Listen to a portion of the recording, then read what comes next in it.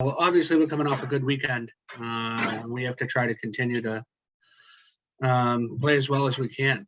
Getting back into league will be nice. It'll be the first time in the last 3 games, so it'll be nice to get back and playing versus a conference foe, and obviously a very good hockey team in UConn. We had a tough challenge when we played them earlier on in the year. It'll be interesting to see what it looks like with teams, a few months in. And obviously got some of the kinks out and got their lineups hopefully set. Obviously, we had a couple guys missing last weekend, and we'll probably have a couple more, but that's going to probably be the nature of the beast for the rest of the season. So, yeah, we're excited to get going. It's a 1-game set. It's basically for the league series with UConn. So it's 1-1 now. So hopefully we can go on the road and be 2-1 after the weekend. All right, we'll take any questions. Coach, I was just wondering, you talking about UConn a little bit there, what challenges do you think that they'll present to you guys? What do you think they do well? Well, they've got a really good blend of players with especially their forward group. They're very good on the face-off dot. I think Artem Schlein, the last time we played him on that second night, was pretty dominant. Kondelik is one of the best face-off men in the league. He can take it off his forehand, his backhand. He flips his stick over. He can physically win it. So that's going to be a big area of the game. That's going to pose some challenges. Really dangerous off the rush. Really good team speed. And they can score. If you give them a little bit, they can take advantage of it. So we're going to have to play a good sound game. Their D-cores played very well, and their goaltenders played well. So they're about as good as you get within our league. That's about as good as we've faced. They probably, out of all the games this year, we've had a lot of close hockey games. And the second night was not that close. They kind of gave it to us. I thought we gave it to them the first night, and we only won 2-1 late. I thought their goalie was a major factor in that.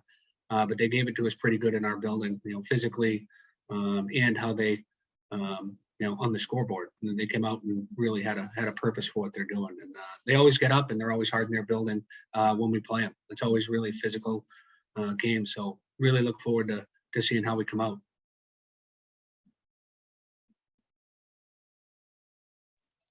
And then another question, Coach, you mentioned the penalty kill needing some work last weekend. I'm wondering what you guys did to maybe address some of that this week. Well, I think with video, I think Arizona State, they've got five guys, you have 4, and watching their power play versus Northeastern the next night. Northeastern's got one of the best penalty kills in the country. They kind of picked them apart. So sometimes you got to tip your cap to a good power play. But with that said, I think we've killed off 100% in our last 18 tries. So our goalie was very good on the PK. We just positionally, we have to do a better job. And sometimes the guys that are on the power play don't get to practice. O'Brien and Peterson and some of those guys are more on the power play in practice. So we've used them a little bit, penalty killing, to try to get their details a little bit better.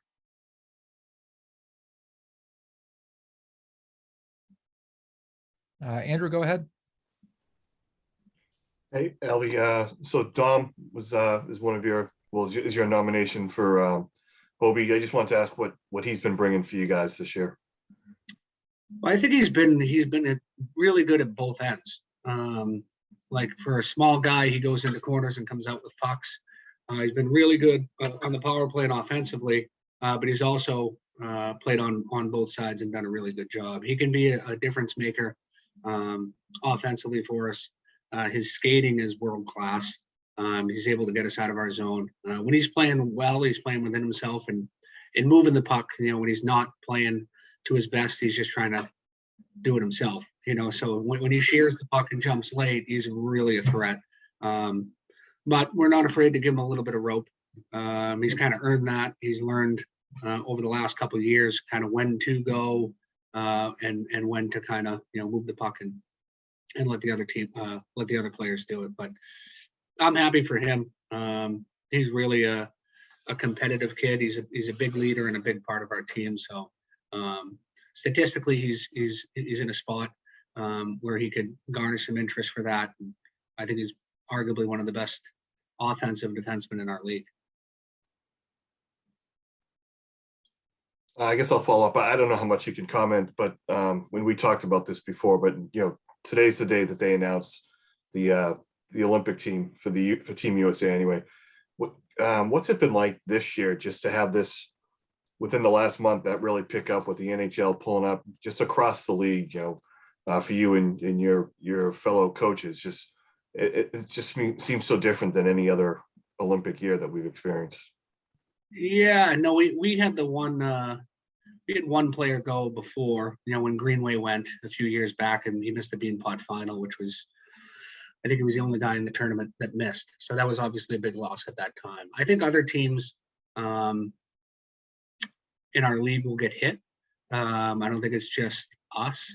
If it does happen, it's a little strange in some regards, but opportunity to go to the Olympics, however it is, whatever it is, whatever process they have. Normally when the college players went years ago, they would take a year off of playing and prep for it and play college teams and pro teams and whatnot and do a lot of exhibition series. So this is just it's almost like the World Juniors with less preparation, just on steroids because it's the Olympics. So it's going to be pretty interesting. It'll be interesting to see what some of the other countries do. And I'm sure there's going to be some Canadian kids within college hockey that'll play for Team Canada too. So the US and Canadian college teams or teams that have those players will, they're going to lose some important players to their rosters, but it's an opportunity for guys that might never have an opportunity to play for an Olympic team, especially if the NHL players are in. So Coach, what are some positive takeaways from that Arizona series that you're looking to continue through this next pivotal stretch of the season, getting back into Hockey East play?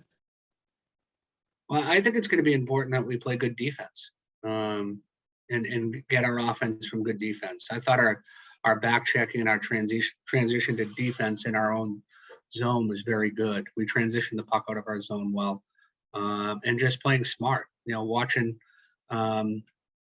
Watching the BC UConn game, you watch, they miss a block shot, ends up in the net. So that's bad defense. The game-winning goal was a turnover by a defenseman from BC. They transitioned the other way. So at this stage of the year, and all times in hockey, how you manage the puck and what sort of level of commitment you have to defense will a lot of the time determine the result. So we're focused on playing both sides of the puck. We're definitely working on our rushes. I think we left a lot on the table versus Arizona, but if you watch, I watched the Arizona Northeastern game, and Arizona kind of dominated that game. And I think our guys didn't realize how well we played last weekend until that result, as much as you tell them. I think that result with them going into Northeastern and scoring that many goals on their goalie, who's been super hot, and putting up over 40 shots and kind of controlling the game. I think that was a good positive sign for the group, and it was a little bit eye-opening that we played pretty well, and we have to continue to do it, and we have to continue to refine our game. But a lot of it's going to be about how smart we play and how hard we play defensively.